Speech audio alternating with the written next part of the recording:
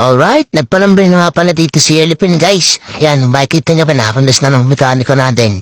At kakalasin na niya ang ating head. Dito, natanggal na nga pala yung head ni Pin. Nga pala yung dahilan kung bakit kailangan siyang buksan. Dahil sabay tayo na sabay sa uso. Ayan. Rapid po mo, rapid pa. At dito guys, mapapansin niyo magkaiba sila ng kulay. Isang brown at isang black. Dito, yung black yun yung singaw at yun yung kailangang hasain natin. Para mawala yung singaw. At yan yung tinatawag natin barbula. At dito sisimulan na maghasa. Shoutout sa mekaniko natin, ayan. Marvin works all the way. At pagkatapos hasain, ito na, isinalpak na nga natin.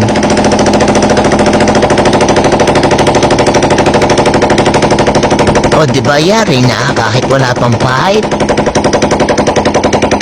At dito naman tinry namin itong isang carburetor na to. Ayos naman siyang magminar kaso pag binibira mo na parang di marunong maglangoy, nalulunod. Wala daw kasing dalang gettings yung mekaniko natin. O diba? Ang saya-saya. Dito susubukan natin bumira ng kaunti, titingnan natin kung ayos nga.